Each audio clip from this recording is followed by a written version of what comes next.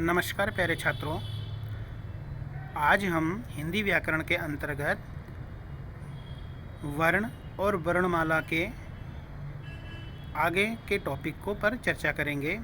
जैसे कि बच्चों आप जानते हैं कि इससे पहले के वीडियो में हमने वर्ण किसे कहते हैं और वर्णमाला किसे कहते हैं, इसको हमने परिभाषा सहित आपको बता दिया था। इस वीडियो में अब हम वर्ण के जो भेद होते हैं उन दो भेदों के बारे में हम चर्चा करेंगे। जैसे कि बच्चों अब यहाँ पे देखेंगे आप कि वर्ण के दो भेद होते हैं। हिंदी भाषा में वर्ण के दो भेद होते हैं। पहला का स्वर होता है, पहला स्वर, और दूसरा व्यंजन। तो दो प्रकार के जो है वो वर्ण होते हैं, स्वर और व्यंजन। अब हम इसी क्रम में आगे स्वर किसे कहते हैं उसको समझेंगे। तो ये स्वर की परिभाषा यहाँ पे दी गई है। कहा वे वर्ण जिनके उच्चारण में किसी अन्य वर्ण की सहायता की आवश्यकता नहीं होती, उसे हम क्या कहते हैं? स्वर कहते हैं। यानी कि बच्चों स्वर क्या होते हैं? वे वर्ण, स्वर वे होते हैं जिनका उच्चारण करने में हमें किसी दूसरे वर्ण की ज़रूरत ही नहीं पड़ती। वो स्वयं ही अपने आप में क्या होते हैं? उच्चारण होते हैं। ठीक है। इसके उच्चारण में कंठ तालु का उपयोग होता है, जीभ होंठ का नहीं। तो इसके उच्चारण में कहा जो स्वर वर्ण का उच्चारण होता है उसमें कंठ और तालु का उपयोग होता है। अब ये कंठ तालु क्या होते हैं बच्चों? ये कंठ और तालु क्या होते हैं? ये उच्चारण के स्थान होते हैं। ये कंठ तालु हमारे जो है ये मुख के अंदर होते हैं। इनको बोलते हैं उच्चारण के स्थान, या उच्चारण के ये स्थानों के नाम हैं। अब आगे बता रहे हैं, कहा हिंदी वर्णमाला में 16 स्वर होते हैं। कौन से हैं वो 16 स्वर? कहा जैसे कहा आ ई ई ओ ऊ ए आई ओ औ अंग आ री और लरी और लिरी। तो ये 16 स्वर आपको जो है वो हिंदी वर्णमाला के अंतर्गत बताए गए हैं। ठीक है। अब जैसे इनको हम कैसे समझेंगे स्वर? क्योंकि जैसे जब अगर हम आ उच्चारण करते हैं तो आ के पीछे जो है वो आ ही ध्वनि आती है। उसी प्रकार जब हम ई उच्चारण करते हैं तो ई के पीछे जो है वो कौन सी ध्वनि आती है? ई ही ध्वनि आती है। तो इसीलिए ये वे वर्ण होते हैं जिनका उच्चारण करने में हमें किसी दूसरे वर्ण की सहायता नहीं पड़ती। आप खुद से भी जो है बच्चों एक बार स्वयं भी प्रैक्टिकल करके देखेंगे। जब आ बोलेंगे या बड़ा आ बोलेंगे, ई बोलेंगे, ऊ बोलेंगे, तो आपको खुद ये महसूस हो जाएगा कि इनके पीछे हमें किसी अन्य वर्ण की उच्चारण की ज़रूरत नहीं पड़ रही है। क्योंकि जब हम आ बोलते हैं तो आ के पीछे कौन सी ध्वनि आ रही है? आ ही ध्वनि आ रही है। उसी तरह से ई के पीछे ई ही ध्वनि आ रही है। उसी तरह से ऊ के पीछे कौन सी ध्वनि आ रही है? ऊ ध्वनि आ रही है। ए के पीछे ए ध्वनि आ रही है। तो इसलिए ये सब इसी कारण से ये सब क्या कहलाते हैं? स्वर कहलाते हैं। अब कहा कि जो स्वर होते हैं, स्वर के भी दो भेद होते हैं। स्वर के भी दो भेद बताए गए। कौन से? एक होते हैं मूल स्वर। स्वर के दो भेद कौन से हैं? एक होता है मूल स्वर और दूसरा होता है संयुक्त स्वर। अब अंतर कैसे पता चलेगा इनको हम मूल स्वर में? इसका भी आगे उदाहरण से बताया गया है।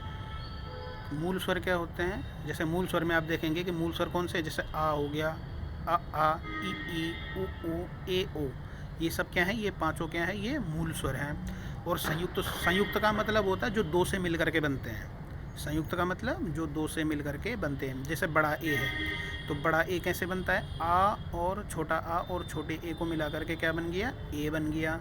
उसी प्रकार जो है जो ओ होता है, औ होता है, तो औ कैसे बन जाता है? छोटा आ और बड़े ओ को मिला करके क्या बन गया? औ बन गया। तो ये दोनों क्या हो जाएंगे? फिर हमारे संयुक्त स्वर हो जाएंगे। अब आगे इसी क्रम में आगे है व्यंजन। व्यंजन किसे कहते हैं? कहा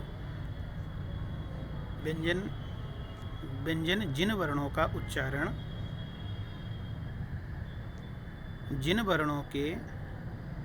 जिन वर्णों को बोलने के लिए स्वर वर्ण की सहायता लेनी पड़ती है उन्हें व्यंजन कहते हैं। अब देखो यही अंतर है यहाँ पे कि स्वर वर्ण तो वो होते हैं जिनके उच्चारण के लिए किसी दूसरे वर्ण की आवश्यकता नहीं पड़ती। लेकिन व्यंजन किसे कहते हैं? का व्यंजन वे वर्ण होते हैं जिनको उच्चारण करने में हमें किसकी ज़रूरत पड़ती है? स्वर की ज़रूरत पड़ती है। यानी कि अगर हमें व्यंजनों का उच्चारण करना होगा तो हमें उसके लिए किसकी ज़रूरत पड़ेगी? स्वर वर्ण की ज़रूरत पड़ेगी। कहा दूसरे शब्दों में कहा कि व्यंजन उन वर्णों को कहते हैं जिनके उच्चारण में स्वर वर्णों की सहायता ली जाती है। तो ये और भी अच्छे से परिभाषा को क्लियर कर दिया। ठीक है, अब आगे देखेंगे। जैसे अब इसमें जैसे उदाहरण का बताया गया है, जैसे है का, खा, गा, चा, छा, था। ये सब क्या है? ये सब कौन से होते हैं? व्यंजन के अंतर्गत आते हैं। क्योंकि आप स्वयं भी इसको देखेंगे, जब हम का उच्चारण करते हैं, का बोलते हैं, तो का के पीछे कौन सी ध्वनि आ रही है? आ ध्वनि आ रही है, का। उसी प्रकार खा, उसी तरह से ग, चा, ता, था, द, ध, ना। यानी कि का, खा, गा से लेकर के आगे जितने भी सब वर्ण हैं वो सब में क्या होते हैं? स्वर वर्ण की ज़रूरत आवश्यकता पड़ती है। बिना स्वर्ण के उनका उच्चारण नहीं हो पाता। तो का से लेकर के एक तरह से क्षत्रज्ञ तक जितने भी जो वर्ण हैं वो सब किस में आते हैं? व्यंजनों में आते हैं। तो इस तरह से बच्चों यहाँ पर यही बात आपको एक्सप्लेन करके बताई गई है कि का से विसर्ग तक सभी वर्ण व्यंजन हैं। प्रत्येक व्यंजन के उच्चारण में आ की ध्वनि छिपी रहती है। आ के बिना व्यंजन का उच्चारण संभव नहीं है। जैसे खा, धन आ तो खा बन गया, उसी प्रकार। ठीक है, तो इस तरह से बच्चों ये सब जो है वो और भी ज़्यादा परिभाषा को एक्सप्लेन कर दिया गया है। तो इस तरह से बच्चों आप इन दोनों भेदों को परिभाषा सहित अपने हिंदी व्याकरण की कॉपी में लिखेंगे।